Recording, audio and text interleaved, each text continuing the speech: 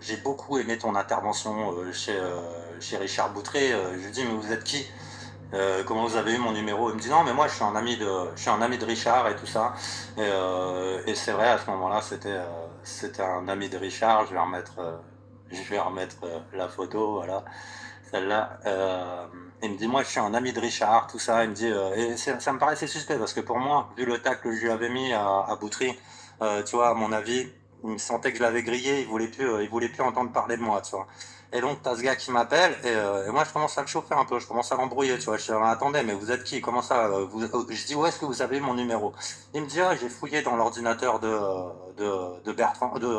Richard Boutry. Il me dit, j'ai fouillé dans l'ordinateur de Richard, et Richard, il tient toute une liste avec tous les noms de tous ceux de la dissidence qui sont passés dans la une TV. Alors, on va voir qu'il y en a eu énormément. Et il me dit, bah, j'ai chopé ton numéro là-dedans. Je fais, ouais, mais non, mais moi, je fais, c'est pas normal. Moi, je suis de la vieille école. Je fais, si Richard Boutry, il veut donner mon numéro à quelqu'un, je fais qu'il m'appelle avant, et puis il me demande s'il peut donner mon numéro à quelqu'un. Chez moi, ça se passe pas comme ça, tu vois.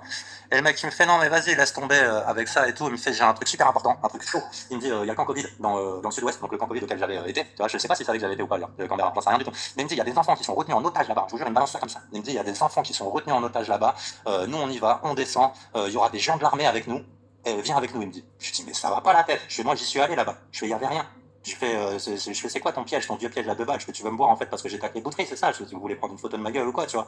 Et je lui dis, non, lâche l'affaire. Je lui fais, dégage. Je lui dis, ne me rappelle plus jamais. Je fais, déjà, t'as pas à avoir mon numéro. Et je vais appeler Richard et je vais mettre les choses au clair avec lui sur le fait que mon numéro il circule comme ça. Donc derrière, je rappelle Richard Boutry. Je mets un coup de pression aussi. Je lui dis, voilà, écoute, c'est mort. Je fais, toi et moi, c'est terminé. Je fais, le gars qui vient de m'appeler là, il est trop bizarre et je sais pas qui il est. Il me propose d'aller avec l'armée libérer des enfants et tout. Je fais, mais c'est un truc complètement cinglé qui me raconte, tu vois. Je suis en plus, j'ai été sur place là-bas. Je sais que c'est faux. Je sais que c'est du vent. Je savais que c'était faux. Donc je me dis, le mec, il essaie de me tendre un piège. Et là, Richard Boutry, je lui dis, c'est simple, je veux plus avoir contact avec toi. Je lui dis, oublie-moi, je veux être loin de gens comme vous. Je fais les gens comme vous, moi, ça m'intéresse pas, c'est des gens en merde.